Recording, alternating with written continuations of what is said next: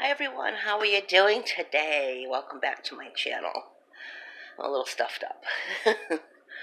um, I have so many funny stories, and I used to do diamond painting, and while I diamond painted, I told funny stories. And I can't really do that with the diamond painting right now because I still can't find my tripod.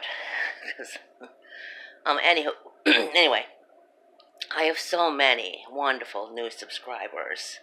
And I told these funny, cute stories about different things years ago, so I think I'm going to repeat them a little bit for people who haven't heard them yet. And just funny stories. Let's have a laugh. And one of them I'm going to borrow from my good friend Sue because it cracks me up even thinking about it. Okay. First one, and I want you to tell me in the comments below silly stuff your kids have done to make you cringe. My son was always into stuff. He was about 4 or 5, 6. And we had neighbors that I didn't like. They were just snooty. And she had a really nice, I think it was a Camaro, and she had the window down just a little bit. And apparently, my son was out playing, and he came in, and he was all happy. Mom, guess what I did? I put a frog in that girl's car through the window. It's like, oh no. I'm thinking, just ignore it. Then I'm thinking, if that frog hops on her while she's driving, it could kill. She could get in an accident and kill herself or someone else. I have to tell them. I don't like them. They don't like me. They already think I'm trash. Now I got it. So I had to go bite the bullet and tell them, my son put a frog in your daughter's car. Did not help the relationship. Another one, just something cute. My granddaughter said, we had been baking cupcakes the week before.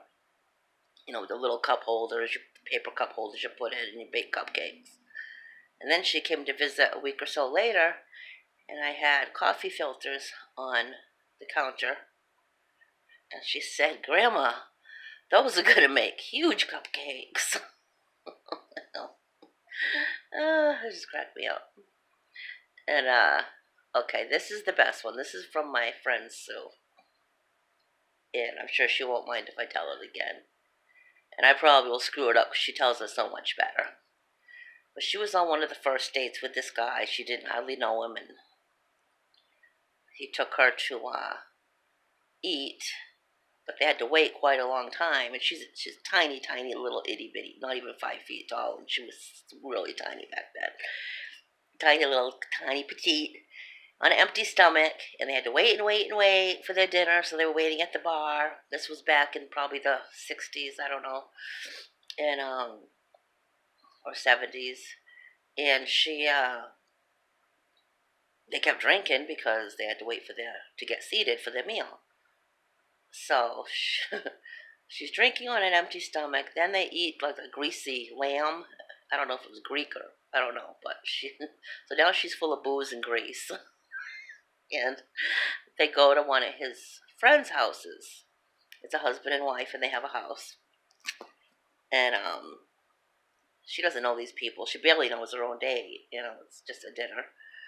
And they're going there and they're visiting, and she's not feeling good.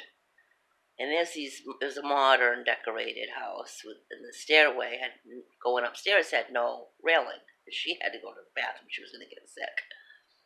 So she crawled up the stairs because there's no railing, and she gets to the bathroom, and she was wearing a very slinky little black dress, just a little slip dress, you know, slinky black material. She took it off because she didn't want to get sick on it. So she took the dress off, put it on the back of the toilet. She threw up. She's cleaning up at the sink, and then she went to flush the toilet. And quicker than you can blink, that black slinky dress just right into the toilet, down.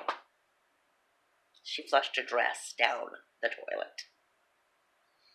Now, she's in a bathroom, in a house, with people she doesn't even know. So she's just looking around. There's not a towel, not a bathrobe hanging on the back of the hook. Nothing. Nothing. So she's just waiting and looking and worrying and wondering and panicking. And finally, there's a knock at the door. And I think it was the husband, the owner, the guy who lived there. He's like, "What are you doing in there?" And her boyfriend, "What are you doing in there? Get out of there." And she said, "Can I talk to the girl?"